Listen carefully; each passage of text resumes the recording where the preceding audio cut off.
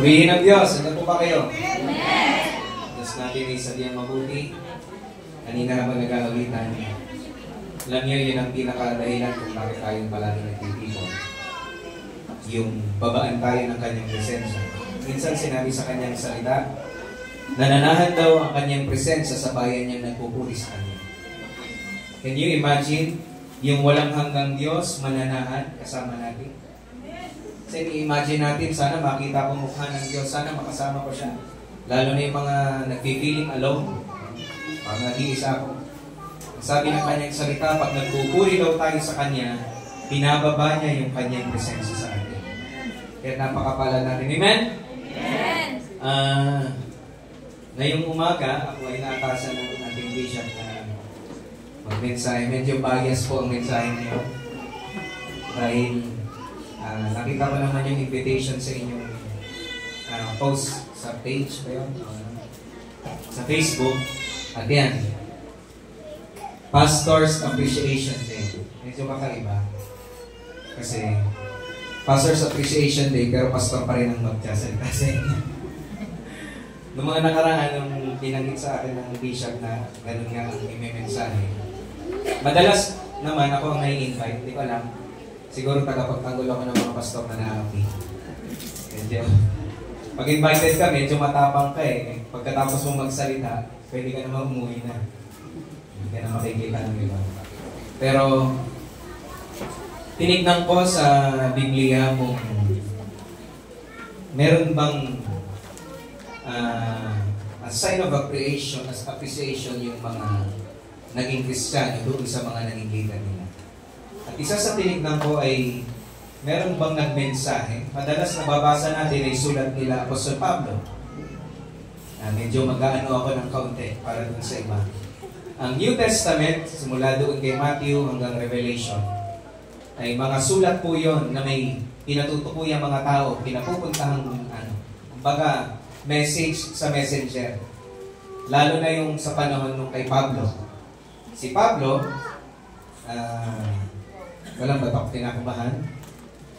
Pero, pwede ko po bang kunin yung attention? Gusto ko kayong kausapin ng puso sa puso. Ayaw kong mag-sermon ng parang, alam nyo kami mga pastor ay nag-aaral para gumawa ng mensahe, gumawa ng sermon. Pero minsan, para sa akin, napipigilan nun yung pinakadamdamin ng mensahe. Hindi nababanggit yung talagang gusto ko kayong kausapin. Yun ang pinupunto ko. Okay po ba yun? Pwede ko po ba kayong kausapin? Kasi ang totoo, ang Biblia ay puno ng communication between some people and their leaders.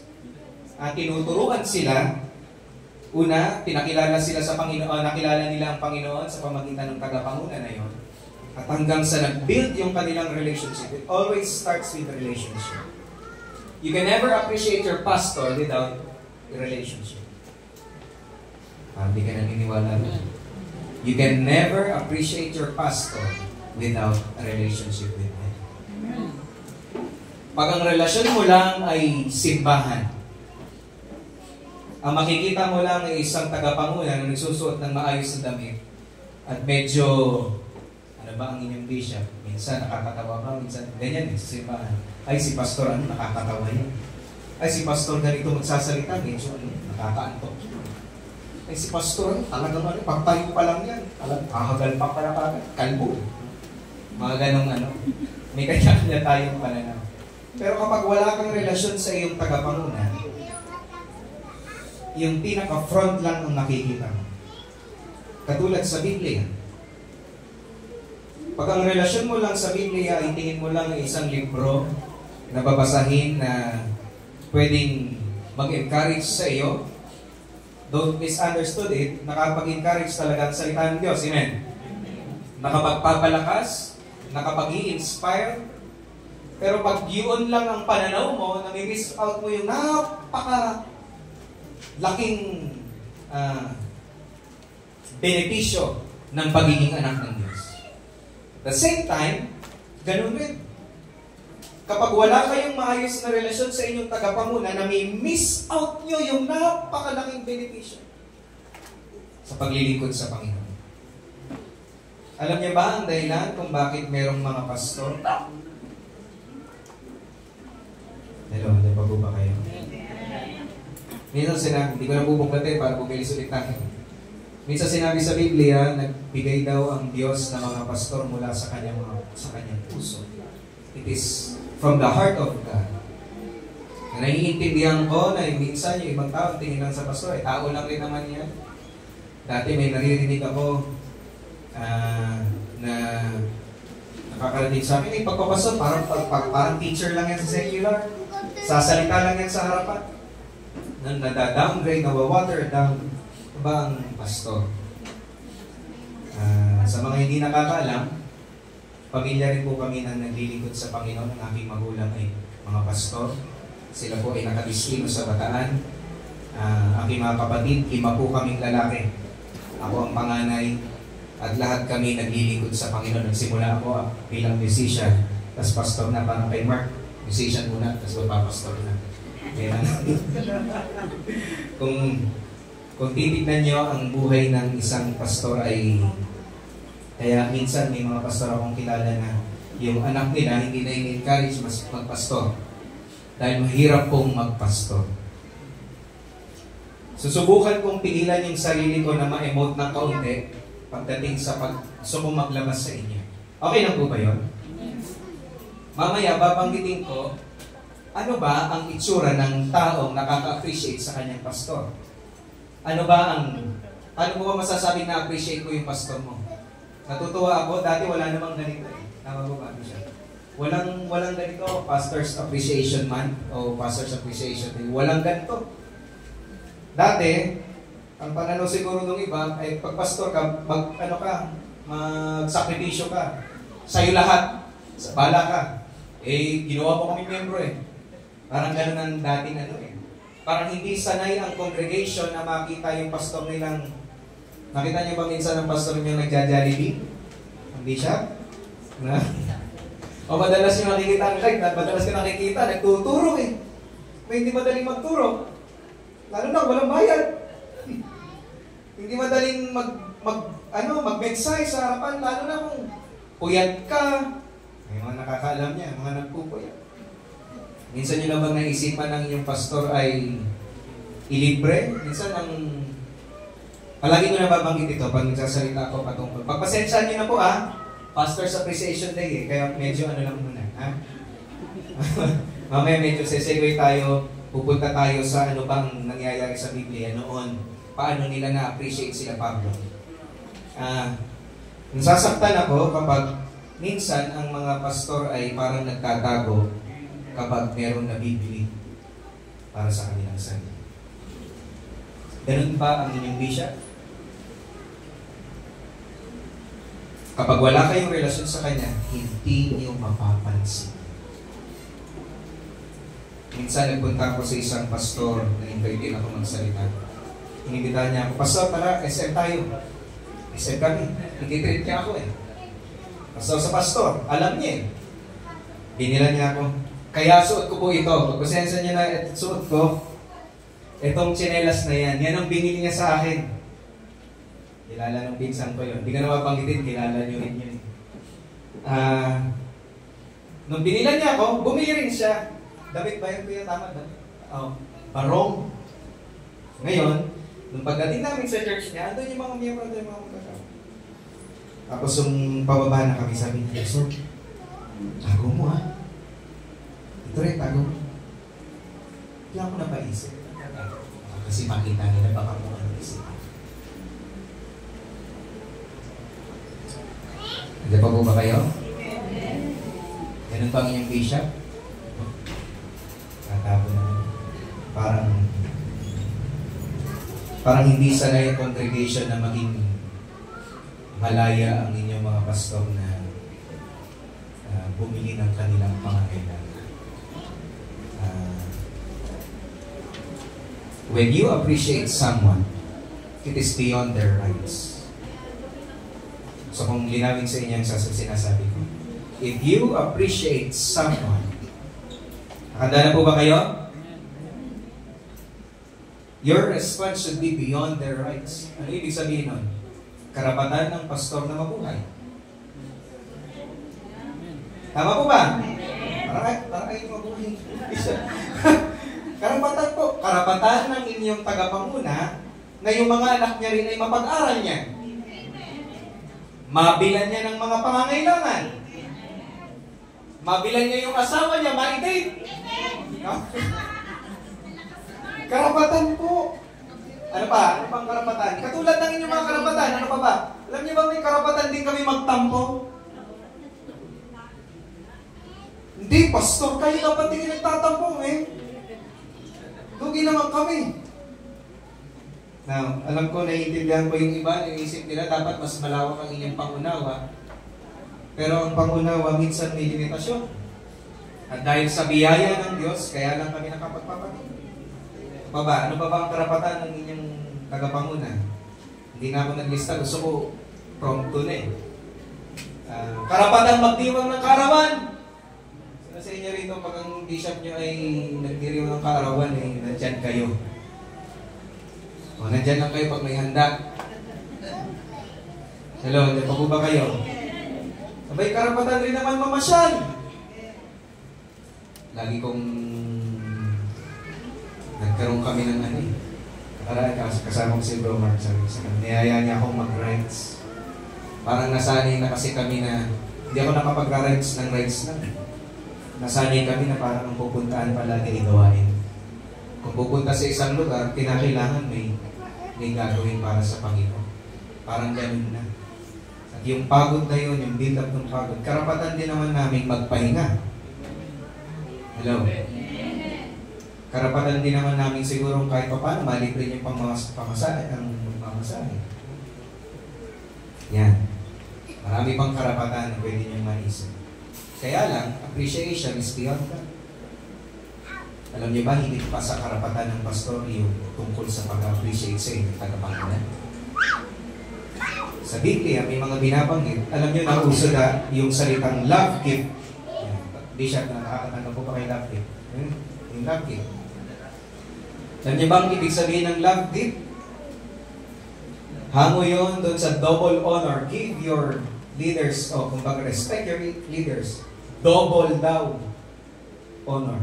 Pag translate mo yon, ang totoo nun, bayad di parang, higit sa bayad. Kunyari, nag-invite ka ng mag-i-speech sa school. Walang ba't ako napupunta rito. Pero sasabihin ko na, pag nag-invite ka ng speaker sa school o speech, magkano binibigay mo madalasan? Tingin mo, nasa magkano?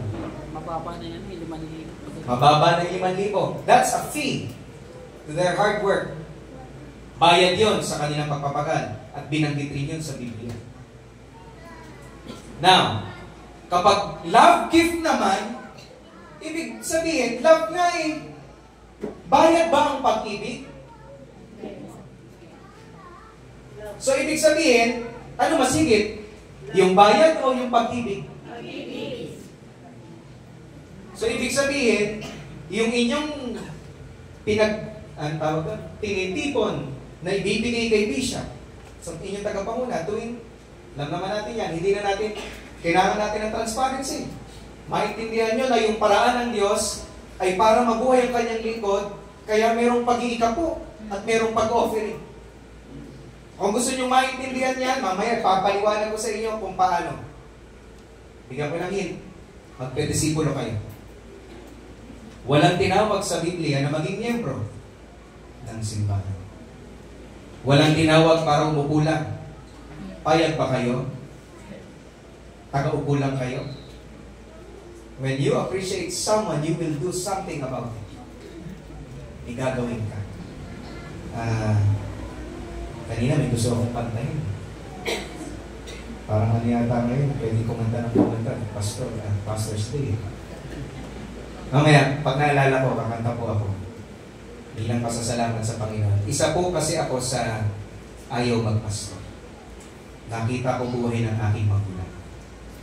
Naranasan ng aking magulang tawag doon? Maglakad. Magbotendyaryo. Alam niyo po ba yun? Magulang ko. Di siya, pumabot po kami sa ganung punto. Naglilingkod na po ang aking daddy noon. pinaka-background po namin dati, may kaya po kami. Pag may kaya, ibig sabihin, may pera talaga noon eh. Dahil yung aking magulang, hindi pa uso mga tarpaulin noon, ang negosyo niya ay yung printing. Yung malaking streamer, lalo na kapag eleksyon, ang dami. So, kalahating milyon, ganun mga kinikita, nakakabili ka ng kayo pangangailangan sa pensa. Eh, tinatawag ng aking tatay noon, ng aking daddy, hindi siya sumunod. Pagka-graduate niya sa Bible School, nag-focus siya sa business niya. To make the long story short, pag hindi ka sumunod, anak ka eh, mahal ka eh. Okay. Ngayon, nung nagsimulang maglingkod ang aking magulang, yung aming pinansyal ay unti-unting na hindi ko alam kung ano. Parang universal yata, hindi siya. Parang, dati nagtanong, bakit kailangan tanggalin? Mayroong tinuturo pala ang Panginoon, katulad ng kanyang ginawa sa mga Israelita na dinala niya sa disyerto. Gustong turuan ng Diyos yung kanyang mga lingkod na sa kanya lang umasa. So yun yung pinakakwento. Nung naglilingkod na kami, kung kami sa kaibigan noon, purihin ng Diyos at ang pinagkatiwala sa magulang ko dahil yung magulang ko napakahaba ng pangunawa. Yung bishop, tingin ko napakahaba ng kanyang pangunawa. Nakikita ko rin ang daddy ko sa kanya. Yung mahaba. Kumbaga, masakit ka na sa ulo, kukup-kupin ka pa. Saka nakakita ng ganyan. Tayo sa pamilya natin, pag masakit ang ulo, paalala yan. Pero masakit sa ulo. Daddy ko ganon. So yung lahat ng mga miyembro, na-build up sa kanila yung dalawa lang yan. It's either matuto ng tama o matuto ng mali. Sa nakalulungkot na kwento, ang iba ay hindi natuto. So yung aking magulang, naranasan niya magbakal bote. Tatandaan ko noon. Sinasama niya pa ako, musician na ako noon. Mutugtog na ako ng piano. Naka-aircon yung church namin. Tulad ng inyo, napakalamig nga dito sa inyo. Naka-aircon, magaganda lahat ng gamit, as in. Ako musician noon, makarte ako dati sa instrumento. Tapos, yan, ganyan ang upuan. Maganda yung simbahan. Pero yung tagapanguna, ayun, nagbabakal bote. Ang kinukuha pa namin noon ay karton. Minsan, nung sinama niya ako, hindi pa ako pastor eh. Matapang po ako eh. May dugo kaming palaban na alam niya pinsan ko eh.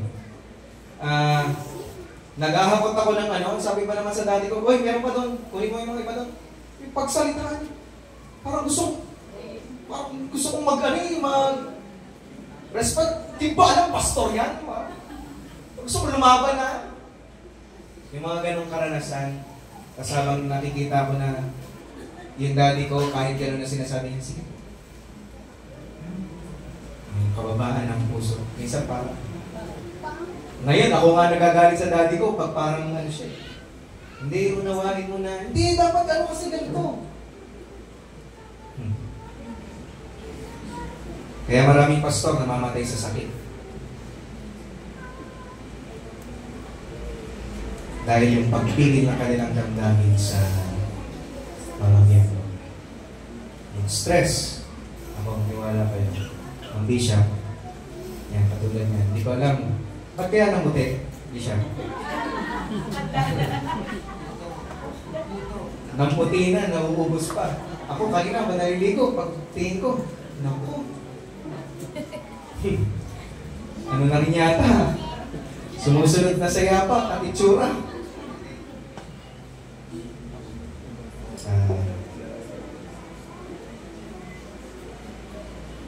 Mahirap mag-sermon ng tungkol sa ganito. Ang kinakailangan, siguro ang pinaka-effective, para sa aking pananaw, pinaka-effective is have a relationship with your bishop. Hindi ko kayo kilalang lahat, pero nalulungkot ako kapag minsan nai-invite ako ng bishop na magturo sa inyong discipleship or leadership. Iilan lang ang naririto. Hello, nandiyan pa po ba kayo? Ano ba kayo rito? Nandiyan pa po ba kayo?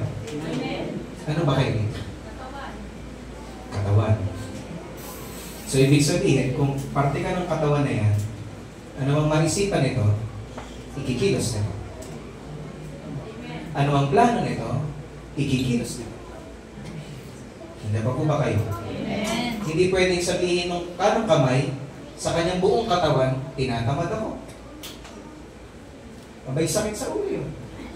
Kung ang buhay mo ganon, kung minsan yung parte ng katawan mo itatama rin, anong gagawin mo? Oras ng pasok ngayon. O oras ng obligasyon mo ngayon. Sabihin ng kamay, ayoko. Nag-away pa yung kamay at paa. Problema yun. Hindi ano yun. Ang tawag doon, malfunction. Hindi nagpa-function ng ayos.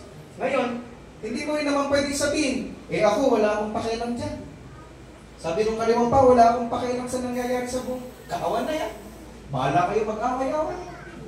Yung iba naman, watcher lang. Alam niyo ba ang mata, hindi lang para makakita lang ng basta-basta?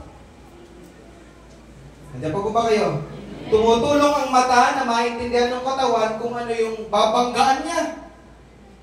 Siya ang pinaka-daluyan. O, babanggaan na. Daluyan, reporter yan. Dati meron akong pang-asar sa mga taga-Puna. Sino sa inyo taga-Puna? Baka meron dito ang ministry niya taga-Puna. Si Pastor, ako na naman ang ito. Kasi ang ni Pastor, parang patama sa... Si Pastor, si Sister, bakit siya sa church na yun? Ano?